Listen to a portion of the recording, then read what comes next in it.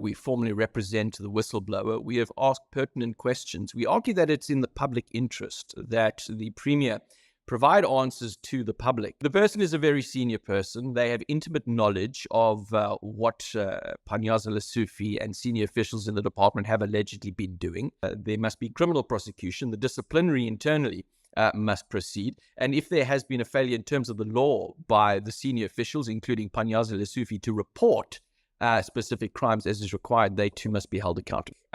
This is all about clean governance. Well, the allegation is that despite numerous reports, forensic investigation reports that uncovered serious corruption, fraud, money laundering within the Department of Social Development going as far back as 2017 financial year, the Office of the Premier, Mr. Panyaza Lesufi, has allegedly taken decisions within the department so as to not hold those implicated officials accountable. In fact, the 13 officials that were suspended on the basis of these reports, the suspension started in the middle of last year. There were suspensions earlier this year. Those suspensions have in fact been lifted. The officials are all back at work. Now, this is widely reported. The officials are back at work.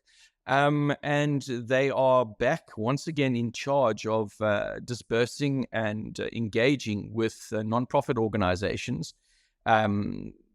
worth hundreds of millions of rand. The further allegation is that, and the Gauteng department the provincial government spends a lot of money commissioning forensic investigation reports. They get these findings, which make adverse findings against officials, but further reports are commissioned to review the previous reports, because what we understand in the allegation is that where there are adverse findings, you commission somebody else to review until you get a favorable finding. So it's all part of an attempt to try and make these allegations go away. We say that there must be criminal prosecution. The disciplinary internally must proceed. And if there has been a failure in terms of the law by the senior officials, including Panyaza Lesufi, to report specific crimes as is required, they too must be held accountable. Who made these allegations, Barry? Well, we've got a whistleblower, somebody very senior in the Gauteng provincial government, somebody that is very concerned about what is happening. We were approached by this person a few months ago when that decision was taken to uplift the suspension of the officials. It became evident to this person that attempts to hold those accountable were being thwarted. So they approached us, and the reason they approach us as an anonymous whistleblower, well, we know who the individual is, but the reason they approach us is because of government's absolute failure to protect whistleblowers. Because we've seen people who try and do what is right to hold people accountable, they in turn become the targets for victimization and they get worked out of the system. So the person is a very senior person. They have intimate knowledge of what Panyaza Lesufi and senior officials in the department have allegedly been doing, and they would like to see the implicated officials held accountable. Let's have a look at what we have in terms of the allegations against the officials. We've got half a dozen forensic investigation reports dating back, where the first one was handed into the government as far back as 2019.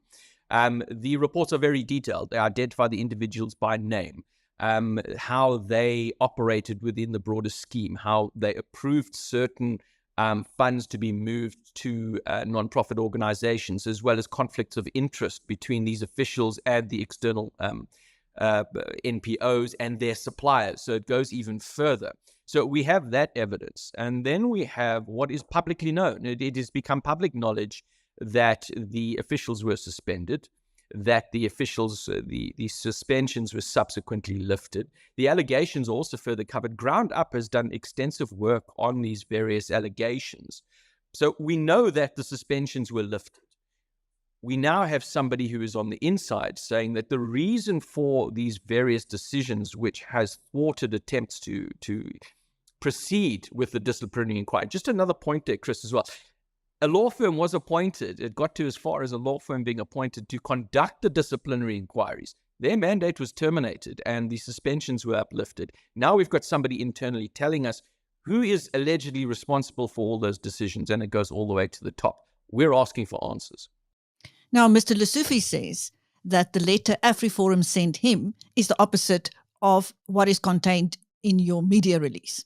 I saw that, but I'm not too sure what exactly he's referring to, because the media release is based exactly on what is contained in the letter. He posted a screen grab of the first page of the letter. I suggest he reads the whole thing.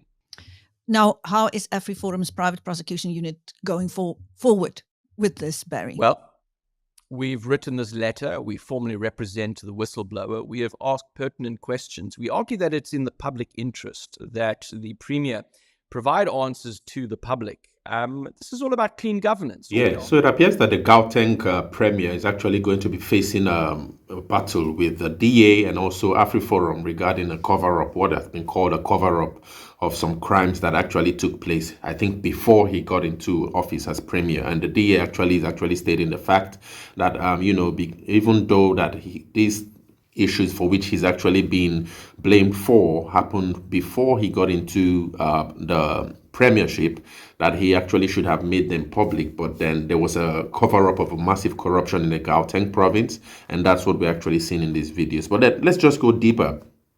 I saw a really interesting report that actually explains some of this, which actually goes to say that, Premier Panyaza Lesufi is actually alleged to be a central figure in a massive cover-up of rampant corruption, money laundering and fraud that has actually cost the provincial government hundreds of millions of rand. So this is a report from politicsweb.co.za. Okay, so Politics Web actually had this really detailed report on this whole issue that we see that Afri-Forum and the DA is actually now trying to fight Panyaza Lesufi with. So it says that the fraud and the money laundering and all that has actually cost the provincial government of Gauteng hundreds of millions of rand that was allocated to the Department of Social Development to support needy NGOs. Okay, so it appears that there was diversion of funds that was meant for needy NGOs in the region, but most of that actually had issues connected to fraud and money laundering and all.